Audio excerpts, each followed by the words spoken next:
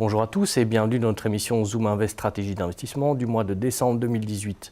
Dans quelques instants, nous parcourrons avec David Willems, membre du comité d'investissement, les décisions prises par KBC ce mois-ci. Bonjour David. Bonjour Fabien. Alors David, les écrans boursiers restent forts dans le rouge. Rien ne semble pouvoir enrayer cette baisse. C'est vrai, mais principalement en Europe. Dans le reste du monde, le tableau est un peu plus mitigé. Ainsi, aux États-Unis, les bourses semblent avoir atteint un creux et pourraient rebondir, notamment suite à des excellents résultats des entreprises au troisième trimestre. En Asie, la chute des cours semble également enrayée.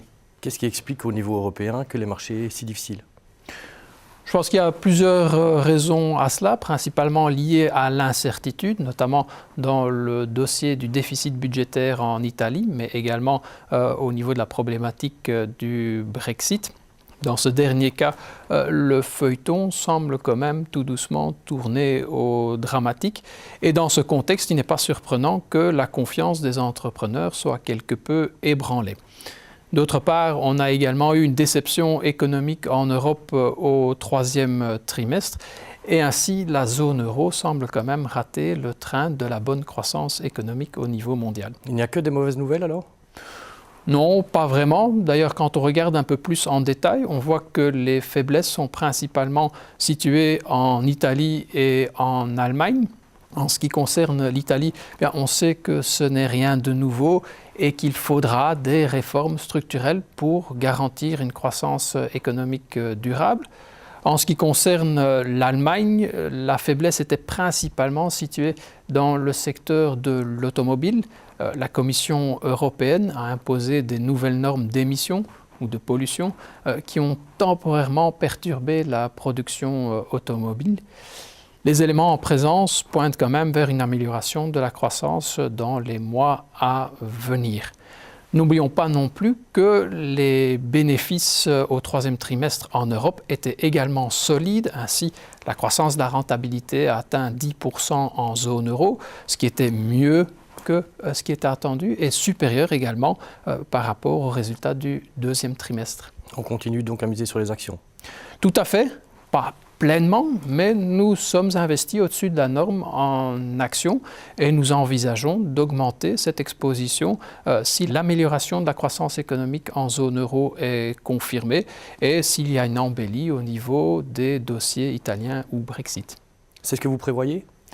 Nous n'avons pas de boule de cristal, mais il est peu probable que le niveau d'incertitude reste aussi élevé.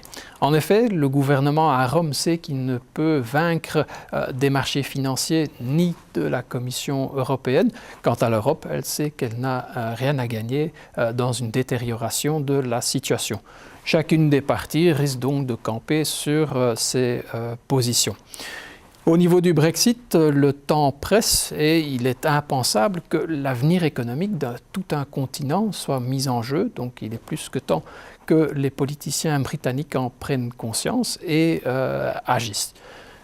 Une amélioration des nouvelles dans l'un de ces deux dossiers pourrait donner lieu à une remontée des bourses, principalement en Europe, où, avouons-le, il y a quand même pas mal de pessimisme qui est incorporé dans les cours.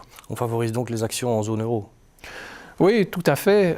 Nos thèmes favoris en Europe, les entreprises familiales et les actions allemandes, ont pas mal souffert au cours des dernières semaines, mais les valorisations sont devenues attractives. Donc au sein de la part actions, nous allons augmenter ces thèmes et également augmenter l'exposition aux actions de la zone euro dans leur ensemble.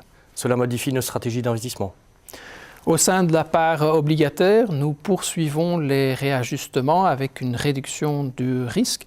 Nous réduisons donc l'exposition aux obligations d'entreprise et aux obligations émergentes. Ceci en faveur des obligations gouvernementales du cœur de la zone euro avec des maturités courtes. Ceci devrait permettre de réduire les fluctuations dans l'ensemble du portefeuille. À la marge, nous gardons aussi un avis favorable sur les obligations convertibles et les obligations à haut rendement. Merci David. Avec plaisir Fabien. Merci à tous de nous avoir suivis. Si vous avez la moindre question, n'hésitez pas à contacter votre chargé de relations KBC. Nous espérons vous revoir nombreux dans l'une de nos prochaines émissions.